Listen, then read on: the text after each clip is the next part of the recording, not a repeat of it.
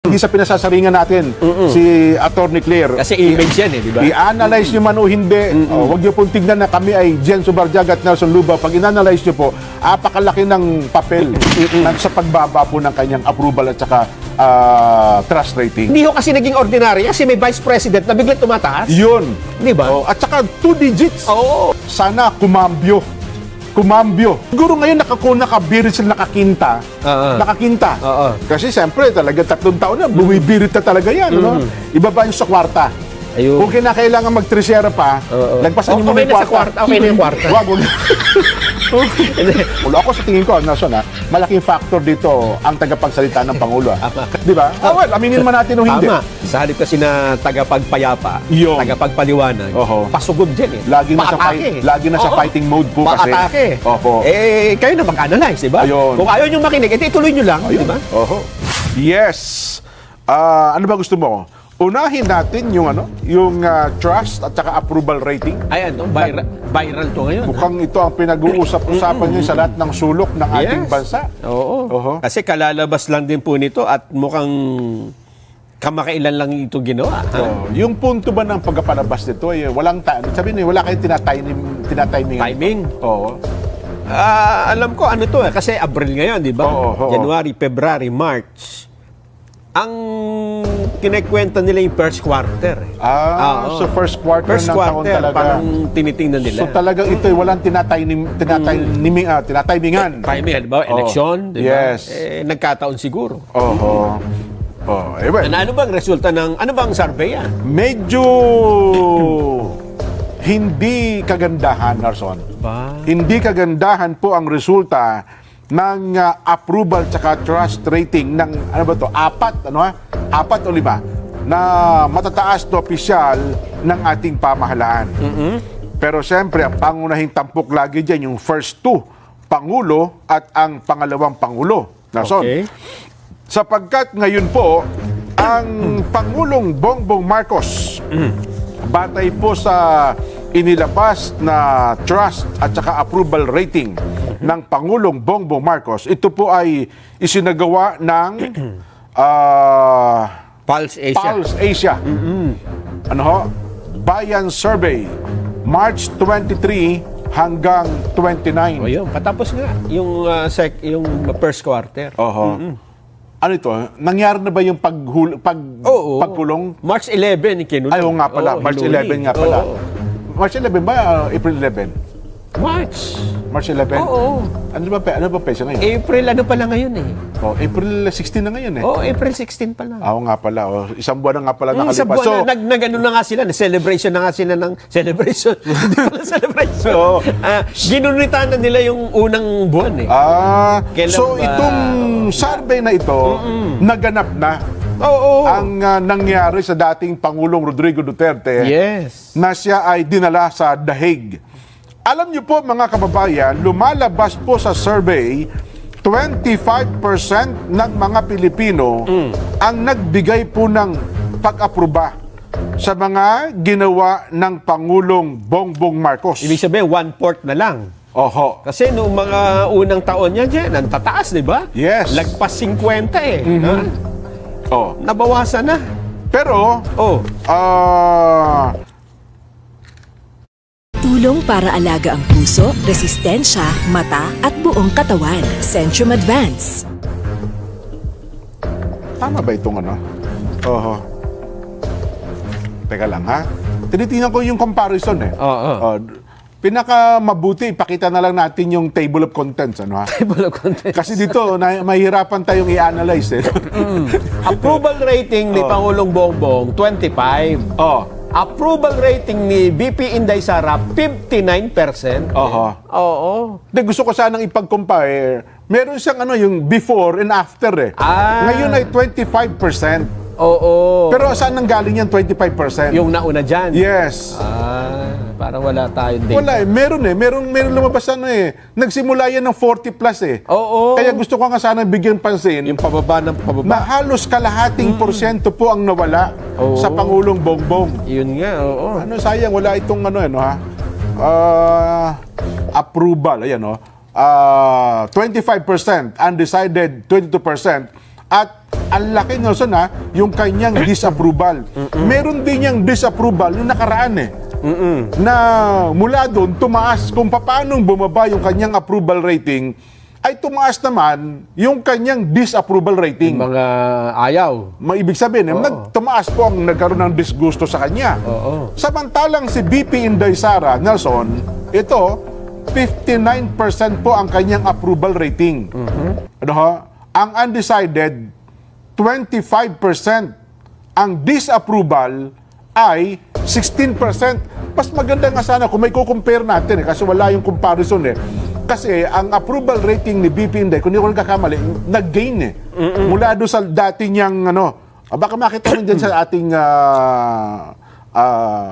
si BP Inday ay tumaas ng 7%. Yan, yun ang gusto kong ibigay ng puntos. From 52% in February. Nakita mo Tapos, naging 59 noong Marso. Ayun. So, tumaas na ngayong Marso. 7. Yung undecided, 25%. Yung disapproval naman. Tingnan mo yung disapproval, Nelson. Kasi wala dito sa hawak kong papel Si Pangulong Bongbong naman, bumagsak ng 17%. Yun. Noong Pebrero, 42 siya. Ngayon, 25%. Yung approval yan. Approval rating. Yun yung gusto nating ipakita. So, halos kalahati ang ibinaba niya. Nelson, 42. Bumaba siya ng halos 17%, naging 25%. Yun, yung kanyang disapproval, yung huli, nung nakaraan. Hindi, approval yung nakalagay dito.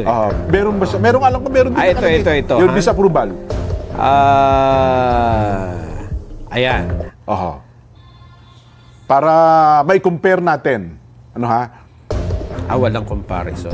Wala dyan. Meron ako nakita kanina na na doon sa ipinakita nilang report Anyway, yun po ang binabanggit natin na dapat mapansin ng ating mga kababayan.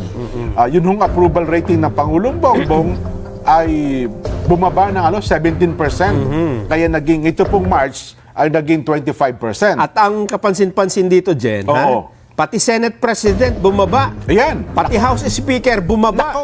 At ang tanging tumaas lang ay si BP Inday Sara. Hindi kasama yung Chief Justice. Di ba usually kasama ang Chief Justice sa approval tsaka sa disapproval rating dito hanggang House Speaker. Yung apat lang, yung apat na pangunahing opisyal ng ating pamahalaan. Yun po, aywan ko kung paano i-analyze ito. Ako, Nelson, personally, bilang isang mamamayang Pilipino, at siyempre naman, yung ating Pangulo, ayaw natin na bumababa ang pagtitiwala ng taong bayan sa kanya. Pero again, paano ito ngayon i-analyze ng mga leader ng ating pamahalaan? Wala tayong magagawa. Yan ang sabi ng taong bayan. Yun nga po. Survey ito, tinatanong mga tao. At alam mo ba dyan, may nauna ng survey, ganyan din ang resulta. Yun na nga. Yung Publicus Asia Survey. Hindi pa nga natin pinapansin kasi tagal lang hindi nagsasurvey nito. Ngayon lang uli. Pero doon sa Publicus Asia, bumagsak din po ang ratings ng Pangulong Bongbong. Nako. March 15 to 20 din yung survey. Ni-release March 28. So, halos kasabay nung Pulse Asia.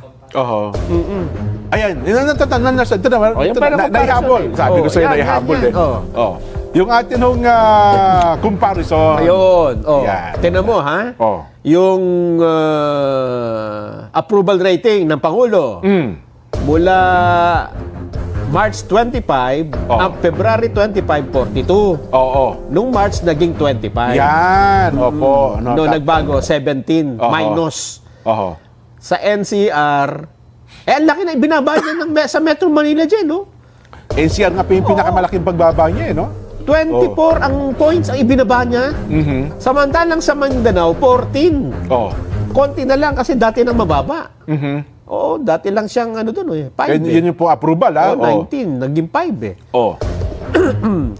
Ang BP Inday naman, from 52 naging 59, plus 7. Nagdagdag din siya ng positive 7. At tingnan mo, Metro Manila, plus 22 ang nadagdag sa kanya. Ang laki pa, Kasi na-expect natin ang Metro Manila, critical sa pangalawang Pangulo, hindi pala, Eto pa, Di ba, ang sasabihin nila, hindi, mga Class A lang yan, yung mga Class D, Class E.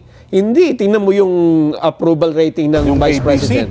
Sa Class ABC, plus 11 siya, tumaas. Kaya nga sa lahat ng class, Nelson. Class D, plus 7. Class E, plus 13.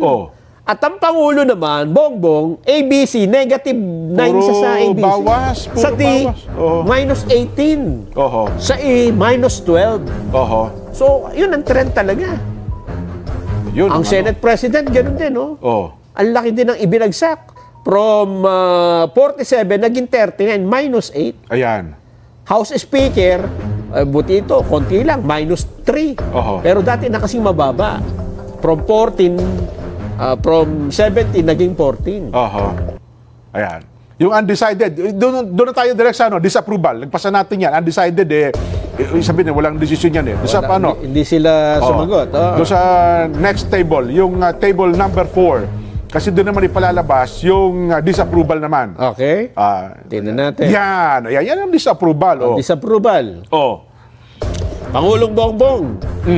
From 32, naging 53, dumami. Plus 21.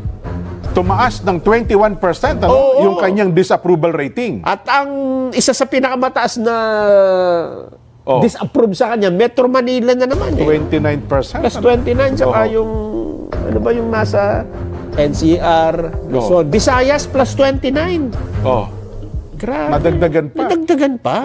Yung pangalawang Pangulo naman, ang Vice President, yung mga ayaw sa kanya, nabawasan. Dating 26%. Naging 16, nabawasan ng 10 puntos. Ibig sabihin, yung mga taong disgusto sa kanya dati, gumusto na. Mukhang bumabor na sa kanya. Ayun nga. Diba? Pati sa Senate President, nadagdagan yung yung disapproval nila. At maging sa House Speaker, naging plus 14. So, sa apat na leader ng ating pamahalaan, ang pangalawang Pangulo po ang nag-gain sa lahat.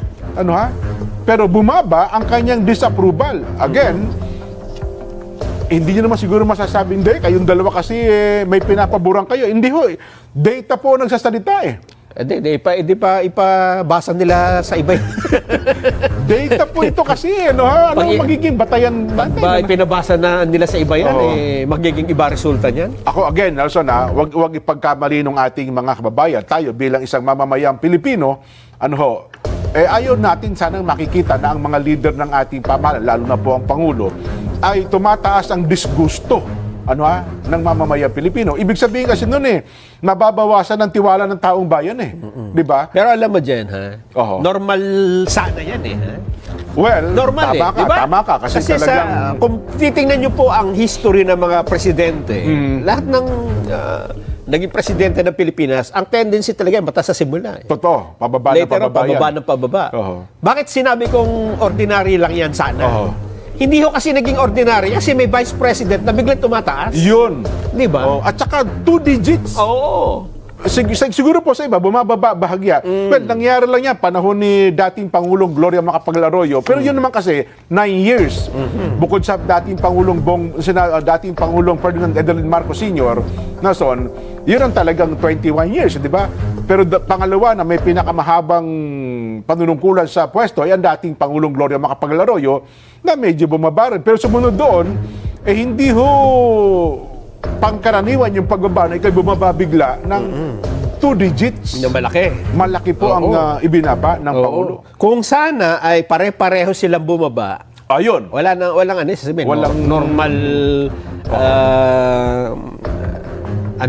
normal trend, yan, diba? Na mga namumuno. Pero yun ang sinasabi ko sa kanila, Jen, na hindi tayo pinakinggan. Ano ba yun? Ayun. Na huwag niyong pangarapin na maaresto si dating Pangulong Duterte at maidala sa Hague. Di ba? Sinabi natin yan bago yung pinag-uusapan pa lang yung aresto di ba? Totoo. Sabi ko, hindi. Sana hindi nila pangarapin yan kasi makakasama sa kanila, lalo na't palapit ang eleksyon. Ako naman, Nelson, ito, payo bilang isang mamamayan at nagmamalasakit sa ating bansa. Sana kumambyo ang mga leader ng ating pamahalaan at ang tagapagsalita ng Pangulo. Ako sa tingin ko, Nelson, malaking factor dito ang tagapagsalita ng Pangulo. Di ba? Well, aminin man natin o hindi. Tama.